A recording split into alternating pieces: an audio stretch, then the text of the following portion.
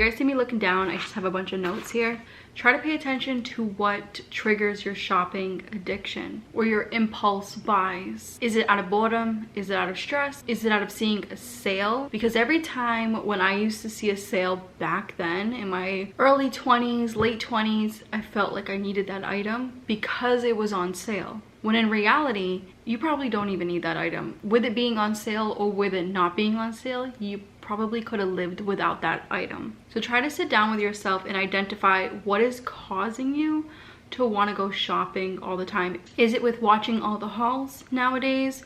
You know, between YouTube, Instagram, TikTok, social media has become this giant beast of materialism. And I know I do my own Amazon hauls, but I don't do them as often as other influencers do. So I can totally see how they can be triggering to some of you that do have a shopping addiction. And if that is the biggest trigger for you, then it's best to take a break from social media. I know that sounds ridiculous. I know it sounds impossible because that is our entertainment nowadays, believe it or not. A lot of us live and breathe social media. I get it. I do this for a living, but it's nice to take a break every now and then and watch a regular show or go for a walk or just do things around the house.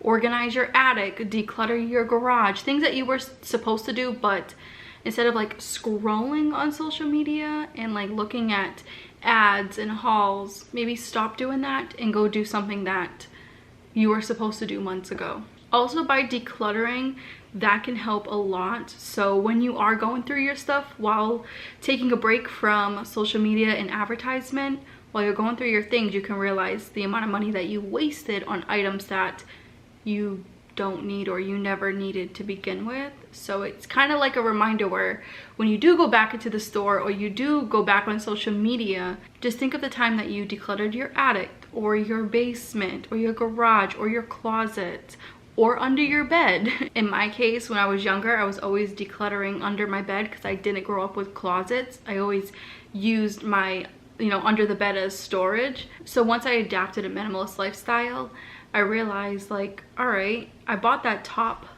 months ago and I haven't worn it. So I'm not gonna buy shirts for a while. I don't feel like I need shirts or fast fashion items because I wear the same thing constantly. So what's the point of wasting my hard-earned money on items that are just gonna sit in my room? So with that all being said, try your best to identify the triggers that cause you to want to shop.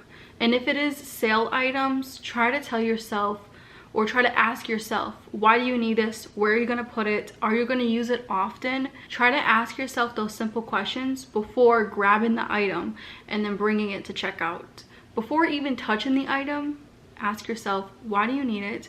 Where is it going to go? Are you going to get use out of it, or are you going to declutter it in less than a year? Make a shopping list. This is the key to not overspending and not over shopping. So plan your purchases in advance and stick to a shopping list. I do this all the time when it comes to grocery shopping or when it comes to things that we need for the house. Before leaving, I always write a to-do list or a list of things to buy. And whether it's dish pods, laundry soap, I make sure that I stick within that list. If I do see something that I forgot to put on the list, then of course I will grab it, but I'm not going above and beyond my list. So try your best to create a list, because this is literally a cheat sheet when you go into stores. Even if you're gonna go into Marshalls or TJ Maxx, write down, why are you there? Are you there for dress-up pants? Are you there for jeans? If you're there just to browse around, try to think before going. Try to think, all right, why am I browsing around? What do I really need? Or am I just shopping out of boredom once again? You can either write this down too, like write it down like how I do, old school with little, pen and paper, or you can write it down in your phone. Very, very simple. There's so many ways to write down a list. I prefer pen and paper. I am old school, but try to do what's best for you and what works for you, what is going to make you want to cross things off of your list, what's going to make you want to actually use the list and not just be something that it's out of sight, out of mind.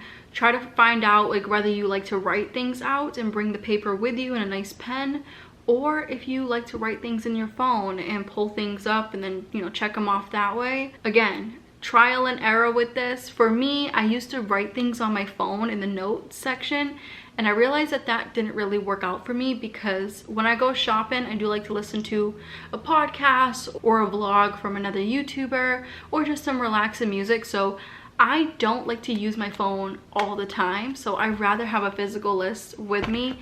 And again, trial and error. This took me a while to realize that I don't like making lists with my phone. I'd rather do it on a piece of paper. And that's basically how I get the job done faster, is when my list is on a piece of paper instead of on my phone. Practice delayed gratification. When you feel the urge to shop, give yourself a waiting period. Say you give yourself 24 hours, or you give yourself a week before purchasing that big item or even that small item. I do this all the time. Sometimes I even give myself a freaking year if it's a big purchase. In the summertime, our printer died. We had this big giant printer from, I think it was like 2010, and that was my partner's printer. His mom gave that to him, someone passed that along to her, so it was like a hand-me-down printer. And once when it died, it took us like months to figure out, what printer do we need? You know, why do we need a printer? Should we just wait? Should we not get a printer? Like, we were going through so many options in our head, like, should we wait? Should we get this one? And we gave ourselves like the entire summer to figure out, do we need a new printer or not? And then we came to the conclusion that we did need a printer. Now let's find out what kind of printers. So it took us about 4 to 5 months overall to figure out, do we need one and what kind? And I'm glad we took our time and didn't just like jump on the most high-tech printer, because at the end of the day, we don't need the most high-tech printer.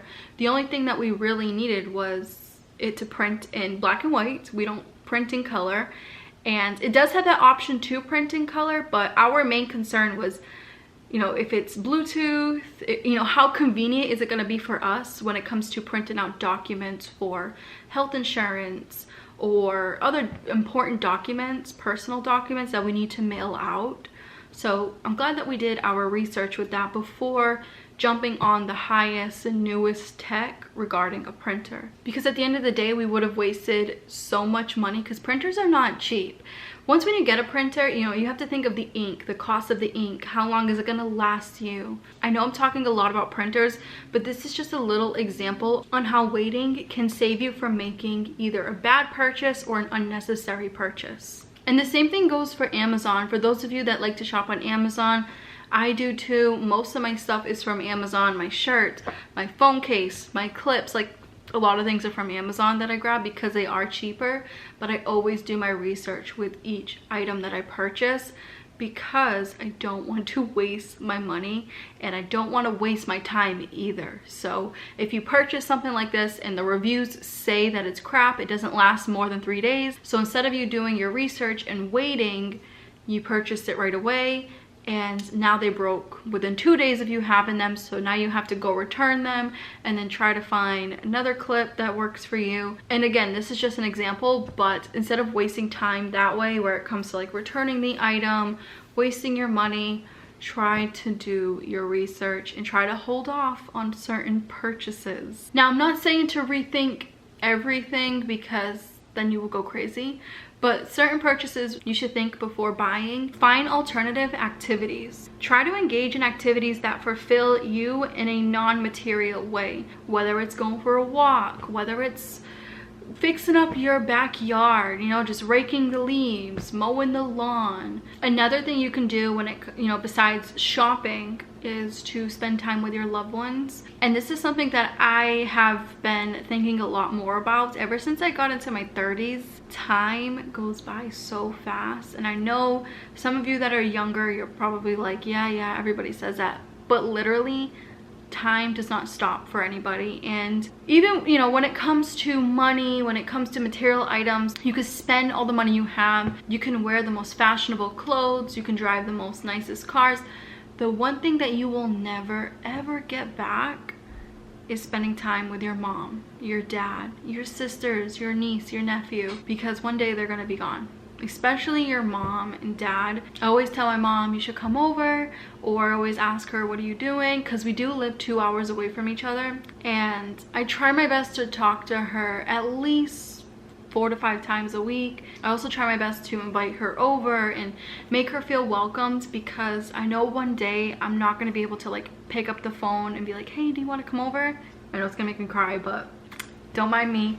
I'm always an emotional wreck when I think of like my mom or my sisters or someone that I love not being here anymore, because that is the reality of life, and that, you know, the reality of everyone's life. Instead of like spending your time at the mall and spending your time shopping or buying things that you truly don't need, spend time with your loved ones, because material items come and go, but your loved ones do not. They're only here for a certain amount of time. We all are only here for a short amount of time, so spend time with your loved ones as much as you can. Also, you can explore new experiences, such as, you know, search in your area what state parks are near you, what free events are near you. We are always looking at like free events. We're always walking or hiking around like state parks ever since we've been trying to lose the weight that we've gained over the years. So we're always like looking around in Boston, like what is there to do today for free? Especially in the summertime, summer and fall, those are like the best times to like, you know, just walk around and just look up free fun activities. Winter time is a little hard here because it's absolutely brutal outside. I don't think anybody wants to be outside here in the winter time. So needless to say, by finding alternative activities, this can redirect your attention away from shopping. Track your expenses. I talk about this constantly, you guys. Sorry if you're hearing noise, there's a lot of traffic out right now. So yeah, I talk about tracking your expenses constantly. Especially back in the day, I used to talk more about this, and that's just keeping a record of the things that you purchase. I used to know this lady when I used to work at the nursing home. I used to work with her, and she would have this checkbook. She was in her 70s, but she worked full-time at my job, and then she worked part-time at another job. She was a true go-getter. I remember she had like this checkbook, and it was filled with notes, and she had also another like notebook, and she would be constantly writing down, checking things off on her break time. So one day I asked her, I'm like, hey, what are you always like checking off and writing down? Because I was just so curious, because I seen a checkbook, and I haven't seen someone write in a checkbook in years. And she told me that she keeps a record of her spending to develop awareness. And I used to think like, all right, she's crazy, because I didn't know anything about money back then. I was 21 years old. I was a different person. If you guys knew me back then, you wouldn't like me. I didn't even like me. Now that I'm older, I'm like, she made so much sense. It's so true. If you keep track of your expenses and not just like swipe your cards constantly, if you keep track of your bills and then your other expenses, such as household cleaners, miscellaneous expenses, like, you know, the random item that you bought from Instagram last night, or the random item you bought last week from Amazon.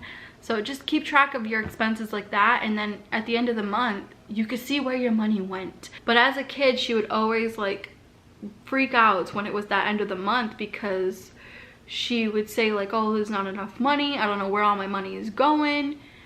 But in reality, we all knew where her money was going. It was going to, you know, random going out to eat here and there places. Also, it was going towards cigarettes and alcohol. So with her never writing those expenses down, she never figured out that that's where they were going to. So since they weren't on a piece of paper, those expenses didn't exist, and in her mind, her money just disappeared automatically.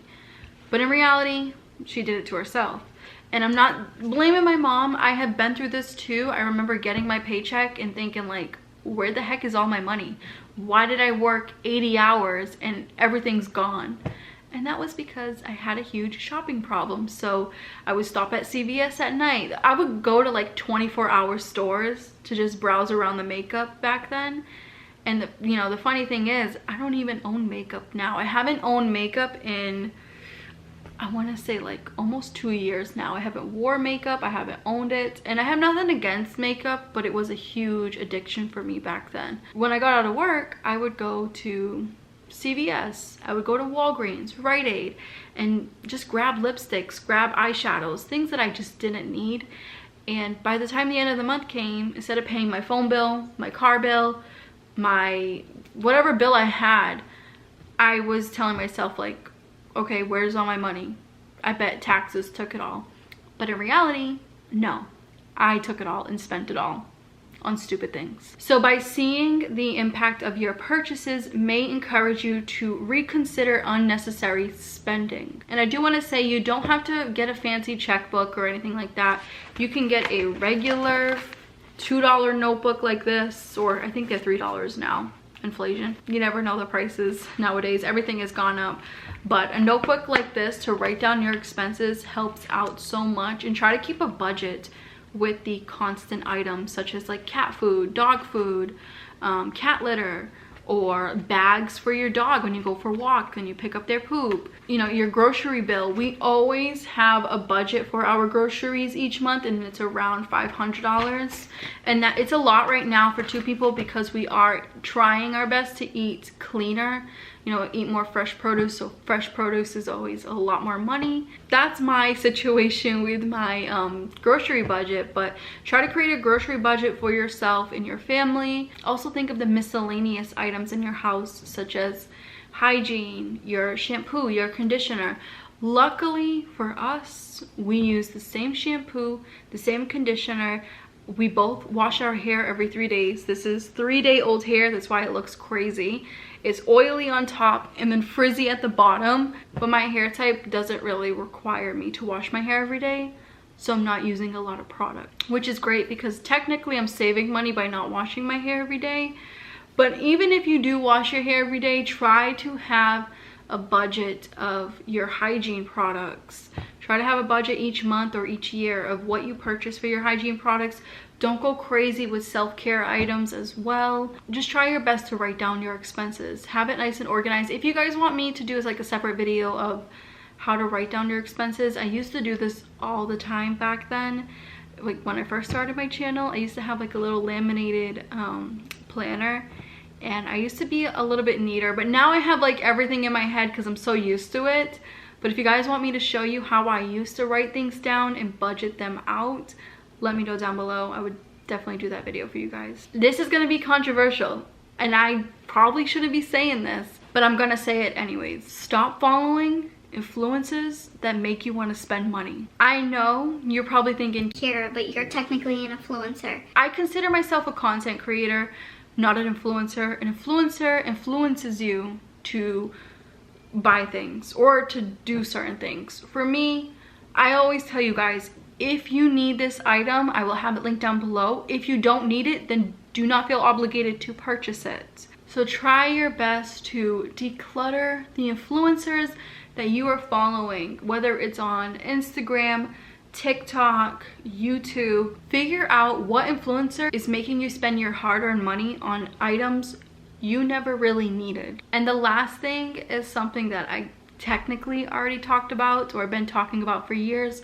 but let's talk about it one last time because it's very important when it comes to not overspending or not impulse spending. So instead of thinking of shopping, think about what you can declutter and perhaps sell. So even if you're not going to sell, declutter your items. Go through everything. I'm not saying get rid of everything. I'm not telling you to become a minimalist. I know that lifestyle is not for everybody.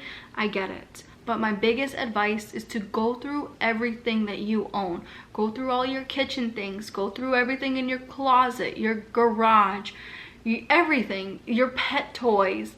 Literally everything you own, go through it and create a pile. Whether it's to resell things that you don't need, or whether it's to throw out things that are broken, or if it's something to donate. Again, you can mix and match what piles work for you. If selling doesn't work for you, then just do trash and donate piles.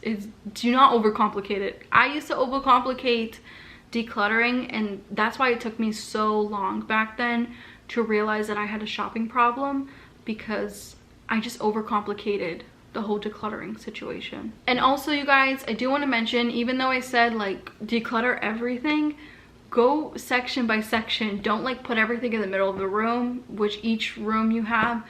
Do your bedroom first, and then maybe a month from now work on the living room, and then maybe 2 months from now work on the kitchen. You do not have to do the entire house in one day. It's highly impossible. If you get it done in one day, then bravo to you, but it is impossible for a lot of people. So do not feel that you are in a rush, and do not believe or do not get like sucked into that whole declutter in 15 minutes. You can declutter in 20 minutes, you know, with the other minimalist YouTubers. No hate to those that do those videos, but it's not realistic. When it comes to decluttering, you should take your time, because I remember back then I was following a lot of decluttering videos when I started to get the hang of decluttering, and I got rid of so many things that I shouldn't have got rid of, that I technically needed. So I had to go out and repurchase those items. So it was just a waste of my time and a waste of money. So moral of the story, yes, declutter, but take your time with decluttering. Anyways, you guys, that is all for now. I wish you the best of luck when it comes to, you know, curbing your shopping addiction. Please keep in mind again that everything is trial and error. There's no such thing as doing everything perfect. Making mistakes is part of life. So try your best not to be too hard on yourself when it comes to kicking that shopping addiction to the curb.